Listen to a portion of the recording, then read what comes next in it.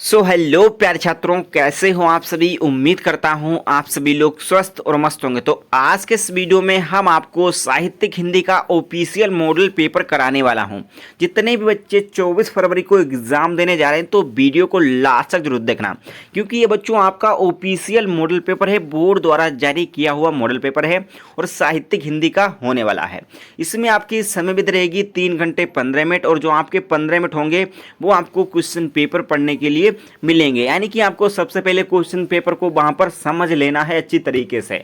तो आपका जो पूर्णांक रहेगा वो आपका 100 का रहेगा। इसमें पहला दिया है कि प्रारंभ के जो 15 मिनट होते हैं वो आपको क्वेश्चन पेपर पढ़ने के लिए मिलते हैं। फिर बात आती है कि प्रश्न पत्र 2 खंड में रहेगा, यानी कि जो आपका क्वेश्चन पेपर रहेगा 2 भाग में रहेगा और दोनों खंडों के सभी प्रश्नों का उत्तर देना आवश्यक रहेगा। यानी कि जितने भी क्वेश्चन है सारा क्वेश्चन का आपको उत्तर देना ही पड़ेगा मेरे भाई। तो चलिए वीडियो को स्टार्ट करते हैं बिना देरी किए। सबसे पहले हम बात करेंगे खंड का की, जिसमें आपके सबसे पहले 10 बहुविकल्पीय प्रश्न पूछे जाते हैं। तो सबसे पहले हम इनके बारे में ही बात करेंगे। तो आपका पहला क्वेश्चन दिया है, इससे पहले अभी तक आपने वीडियो को लाइक ना किया तो प्यारा सा लाइक, और चैनल पर नए हैं तो सब्सक्राइब कर लीजिएगा, ठीक है। और सबसे पहला आपका क्वेश्चन है कि उक्ति व्यक्ति प्रकरण के रचनाकार कौन है। यानी कि जो उक्ति व्यक्ति प्रकरण रचना है उसके रचनाकार कौन है। तो बच्चों पहला दिया है गोकुलनाथ जी, या फिर दामोदर शर्मा, या फिर नावादास जी, या फिर मुंशी सदा सुखलाल। तो बच्चों आपको बताना है कि उक्ति व्यक्ति जो प्रकरण रचना है उसके रचनाकार। तो बच्चों उक्ति व्यक्ति प्रकरण के रचनाकार हैं वो आपके दामोदर शर्मा जी हैं। कौन है? दामोदर शर्मा जी। इसमें आपका दूसरा राइट आंसर जाएगा। नेक्स्ट आपका दिया है, इसमें बताया गया कि भरतेंदु की पत्रिका है, यानी कि जो भरतेंदु की पत्रिका है वो कौन सी है। फर्स्ट दिया है कविवचन सुधा, या फिर सरस्वती, या फिर मर्यादा, या फिर हंस। तो बच्चों आपको बताना है कि जो भरतेंदु की पत्रिका है वो कौन सी है। तो बच्चों भरतेंदु की जो पत्रिका है वो आपकी कविवचन सुधा है। इसमें आपका पहला राइट आंसर हो जाएगा। कविवचन सुधा जो पत्रिका है वो आपकी भरतेंदु की पत्रिका है। नेक्स्ट बच्चों आपका दिया है कि हिंदी गद्य साहित्य के द्वितीय उत्थान का प्रारंभ हुआ था। यानी कि जो हिंदी गद्य साहित्य का द्वितीय उत्थान था उसका जो प्रारंभ हुआ था, यानी कि उसकी जो शुरुआत हुई थी वो कब हुई थी।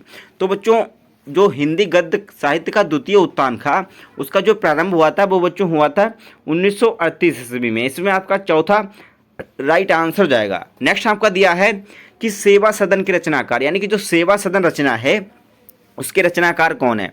फर्स्ट दिया है जैनेन्द्र जी, या फिर अज्ञेय जी, या फिर प्रेमचंद जी, या फिर हरिकृष्ण प्रेमी जी। तो बच्चों आपको बताना है कि सेवा सदन जो रचनाकार है, यानी कि जो रचना है वो उसके रचनाकार कौन है। तो बच्चों सेवा सदन गोदान गमन जो रचना है वो आपकी मुंशी प्रेमचंद जी की है। तो इसमें आपका तीसरा राइट आंसर हो जाएगा। किसके बच्चों? प्रेमचंद जी की। सेवा सदन जो रचना है वो प्रेमचंद द्वारा रचित रचना है। तो इसमें आपका तीसरा राइट आंसर हो जाएगा। नेक्स्ट आपका दिया है कि पर्दा कहानी के लेखक, यानी कि जो पर्दा कहानी है उसके लेखक कौन है। फर्स्ट दिया है इंसाल्लाह खां, या फिर किशोरी लाल गोस्वामी जी, या फिर यशपाल जी, या फिर विष्णु प्रभाकर जी। तो बच्चों आपको बताना है कि जो पर्दा कहानी है उसके लेखक। तो बच्चों पर्दा कहानी के जो लेखक हैं वो हैं बच्चों यशपाल जी। इसमें आपका तीसरा राइट आंसर हो जाएगा। कौन है बच्चों? यशपाल जी जो हैं वो आपके पर्दा कहानी के लेखक हैं।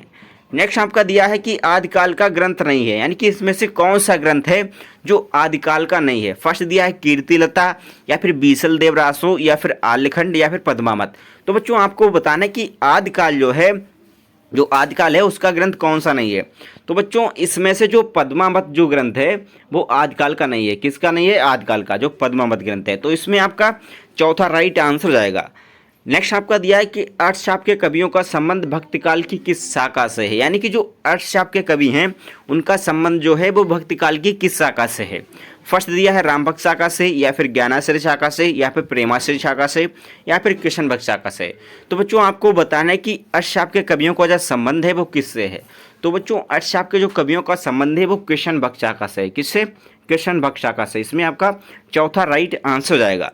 नेक्स्ट दिया है आपका श्रृंगार और वात्सल रस के अमर कवि, यानी कि जो श्रृंगार और वात्सल रस है उसके अमर कवि कौन है। फर्स्ट दिया है केशवदास जी, या फिर कबीरदास जी, या फिर सूरदास जी, या फिर कविवर बिहारी जी।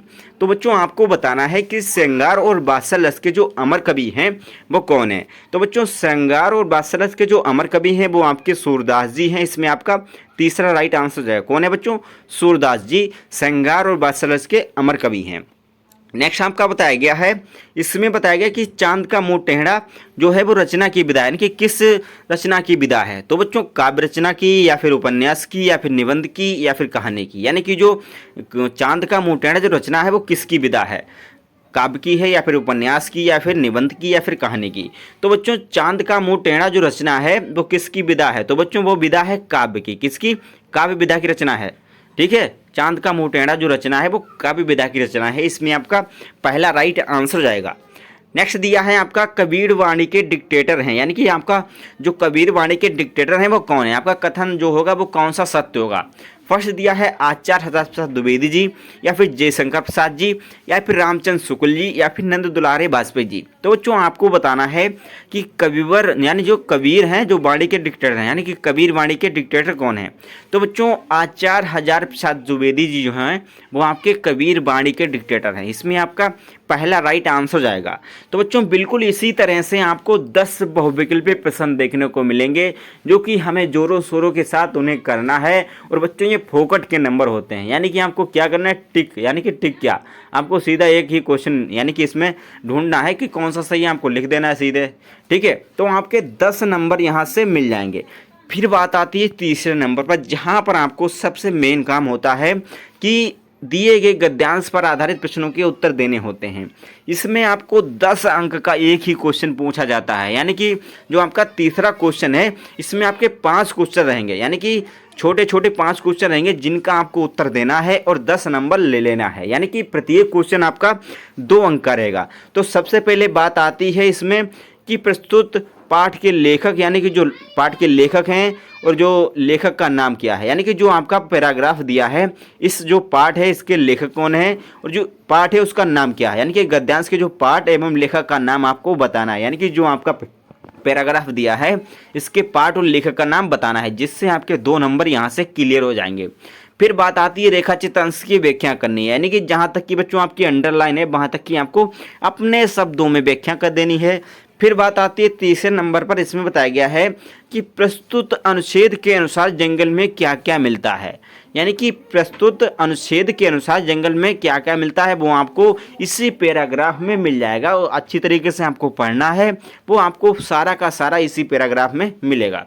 फिर बात आती है जल प्रवाह नदी के रूप में किससे मिलता है, यानी कि जो जल का प्रवाह है वो नदी के रूप में किससे मिलता है। यानी कि बच्चों सारी नदियां जो हैं वो कहाँ मिलती जाके, समुद्र में, यानी कि बड़ी झील में मिलती जाती हैं। जितनी भी नदियां हैं वो मिलती जाकर कहाँ पर, झील में, यानी कि बड़ा समुद्र होगा वहीं अनेकों नदियां मिलेंगी जाके। ठीक है, फिर बात आती है कि राष्ट्रीय जीवन की अनेक विधियां राष्ट्रीय संस्कृत में क्या प्राप्त कर रही हैं, यानी कि जो राष्ट्रीय जीवन की अनेक विधियां हैं वो अंतर्राष्ट्रीय, यानी कि जो राष्ट्रीय संस्कृति है यानी कि विधियों की, उसमें से वो क्या प्राप्त कर रही हैं वो भी आपको बताना है। इसी पैराग्राफ में मिल जाएगा, जरा धीरे से देखना तो आपको 100% मिल जाएगा।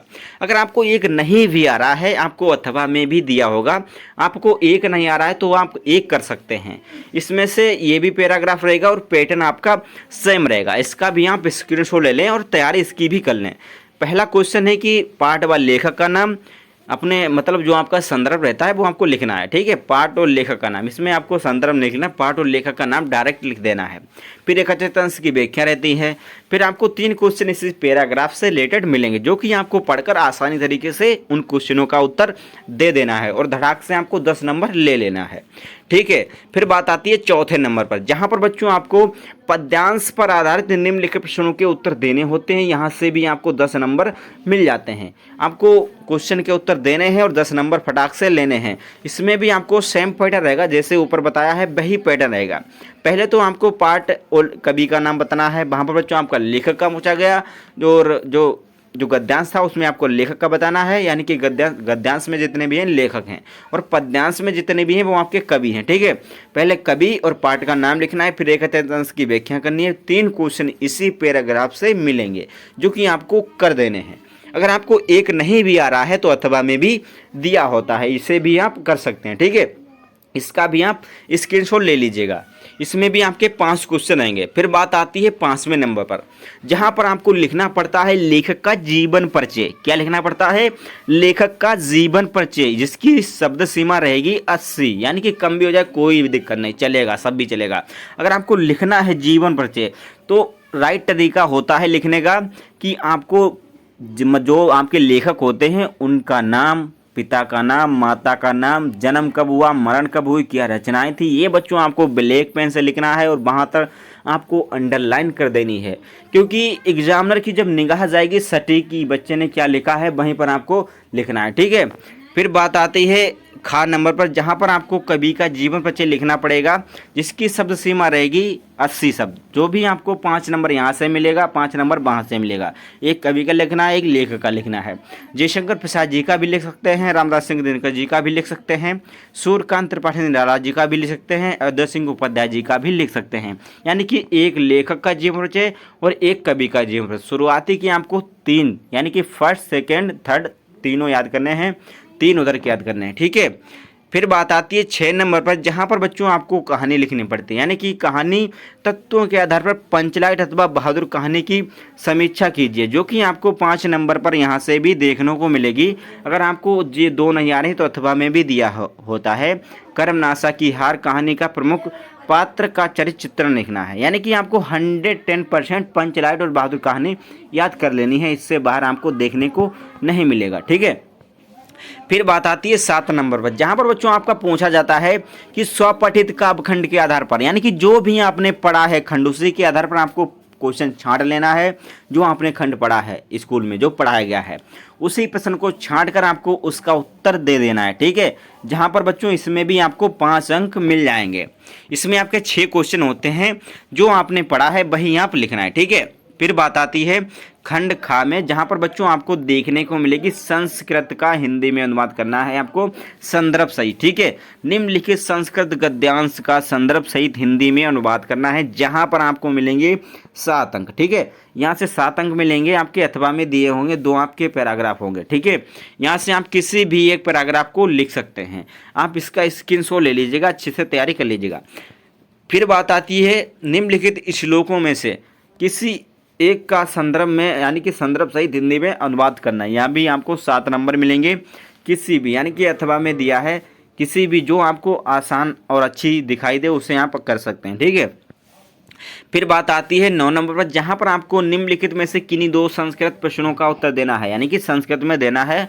जो आपके संस्कृत को क्वेश्चन रहेंगे, आपका प्रत्येक क्वेश्चन रहेगा 2-2 अंक का, यानी कि 4 नंबर आपको यहां से मिल जाएंगे। और बच्चों ये क्वेश्चन बड़े ही ईजी आते हैं। फिर बात आती है 10 नंबर पर, जो कि आपके ठोस नंबर होते हैं, ये तो आने ही आने हैं। श्रृंगारस करुणरस की परिभाषा लिखकर उसका उदाहरण लिखना है, 2 नंबर ये देगा। श्लेष अलंकार अथवा दृष्टांत अलंकार की परिभाषा उदाहरण लिखना है, 2 नंबर ये देगा। चौपाई छंद अथवा दोहा भी लिखना है, यहाँ से भी आपको 2 नंबर मिलेंगे। फिर बात आती है 11 नंबर, जहाँ पर आपको निबंध लिखना पड़ता है, जहाँ पर आपके 4 निबंध दिए रहेंगे, चारों में से किसी एक को आप लिख सकते हैं, 9 नंबर यहाँ से आपको मिल जाएंगे। फिर बात आती है 12 नंबर पर, जहाँ पर आपको संधि विच्छेद करना पड़ता है। जैसे यहाँ पर दिया है पावका का संधि विच्छेद आपको बताना है। तो बच्चों पावका जो संधि विच्छेद होता है वो बच्चों होता है पो प्लस अका। क्या होता है? पो प्लस अका होता है। इसमें आपका जो हो जाएगा फर्स्ट वाला राइट आंसर होगा। कौन सा? फर्स्ट वाला।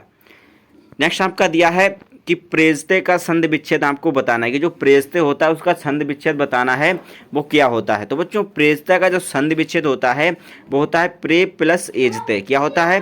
प्रे प्लस एजते। जो बच्चों ए जो होता है वो आपका पाई का काम करता है। ठीक है। तो इसमें आपका तीसरा राइट आंसर हो जाएगा। नेक्स्ट रहेगा पुस्तकालय में जो संधि है वो कौन सी संधि है, यानी कि जो पुस्तकालय में संधि है वो बच्चों कौन सी संधि है। तो बच्चों पुस्तकालय में जो संधि है वो आपकी स्वर संधि है। इसमें आपका बी वाला राइट आंसर हो जाएगा। नेक्स्ट दिया है खान नंबर पर, जहाँ पर आपको समास विग्रह लिखना है, यानी कि जो समास विग्रह होता है वो आपको लिखना है दशानन कृष्ण सर्पा प्रतीकम। इसमें से आपको समास विग्रह लिखना है किसी एक का, आपको 2 नंबर यहाँ से भी मिल जाएंगे। फिर बात आती है 13 नंबर पर, जहां पर आपको बैंक में खाता खोलने के लिए बैंक प्रबंधक को आवेदन अथवा प्रार्थना पत्र लिखना होता है, जो कि आपका 8 नंबर का बच्चों आता है। नेक्स्ट अथवा में दिया है कि शहर में फैली संक्रामक बीमारी की तरफ जिला अधिकारी का ध्यान आकर्षित कराने के लिए आवेदन पत्र या फिर प्रार्थना पत्र आपको लिखना पड़ता है। किसी दो में से एक का आप लिख सकते हैं। मोस्ट इंपॉर्टेंट रहेगा शहर में फैली संक्रामक बीमारी की तरफ जिला अधिकारी का ध्यान आकर्षित कराने के लिए। दोनों इंपॉर्टेंट है, मैं कह नहीं सकता कि कौन सा इंपॉर्टेंट है, आपको दोनों याद करने हैं, ठीक है। फिर बात आती है 14 नंबर पर, जहाँ पर आपको धातु प्रत्यय योग स्पष्ट करना पड़ता है। फिर एक शब्द का प्रत्यय लिखना पड़ता है। फिर आपको रेखाचित्र जो पद होते हैं उनमें से विभक्ति एवं संबंधित नियम का उल्लेख करना पड़ता है, ठीक है। तो बच्चों ये क्वेश्चन पेपर इतना ही है। तो आई होप आपको अगर क्वेश्चन पेपर समझ में आया हो तो वीडियो को लाइक करें और चैनल पर नए हैं तो सब्सक्राइब करना ना भूलिएगा। तब के लिए जय हिंद, मिलता है।